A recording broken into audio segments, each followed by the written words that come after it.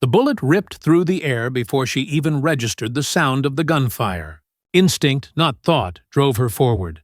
She shoved the Navy SEAL out of the line of fire and felt the hot sting of metal tear into her side. Pain exploded, white and blinding, but her eyes never left his.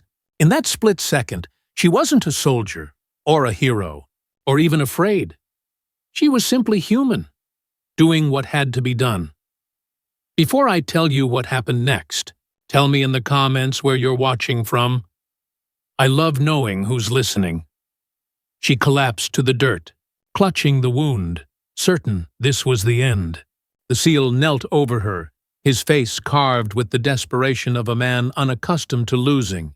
His lips moved, words she couldn't hear through the ringing in her ears, but his grip was firm, grounding her in a storm that threatened to sweep her away. She thought she'd never see him again. She was wrong. Morning light bled across her hospital bed, pale and unforgiving. The sterile room felt emptier than the battlefield she'd left behind.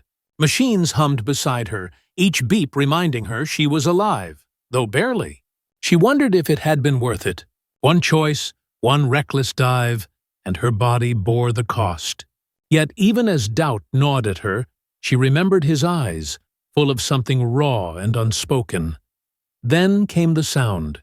Not of gunfire, not of chaos, but of boots. Dozens of them, striking the floor in unison, a low thunder rolling closer. She tensed, her heart pounding. And then the door opened.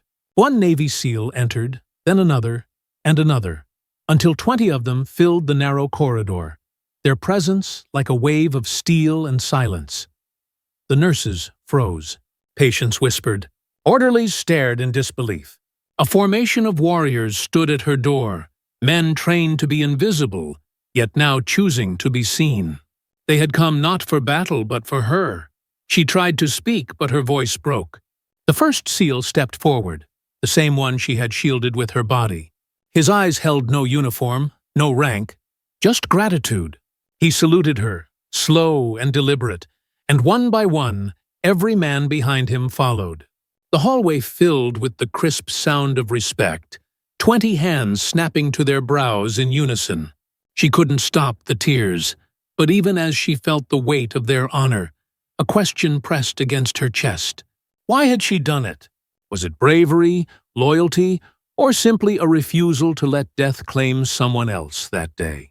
She had no answer, and perhaps that was the point.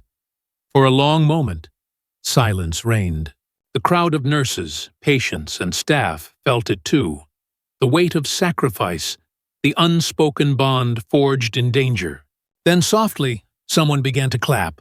It spread like fire in dry grass until the entire ward was alive with applause. Her hands trembled against the sheets, and for the first time since the bullet hit, she smiled. The SEAL who stood closest leaned in, his voice a low promise. You saved me. Now we stand for you.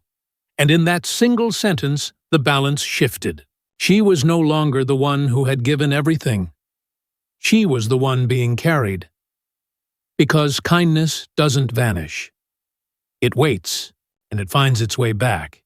And as the light filtered through the hospital window, dust floating like tiny embers in the air, she realized something profound. The shot that nearly ended her life had instead opened a door to something larger than herself. A reminder that courage, once given, echoes far beyond the moment it is spent. If this story moved you, make sure to leave a comment, share it with someone who needs to hear it, and subscribe for more stories that remind us why humanity, even in its darkest hours, still shines the brightest.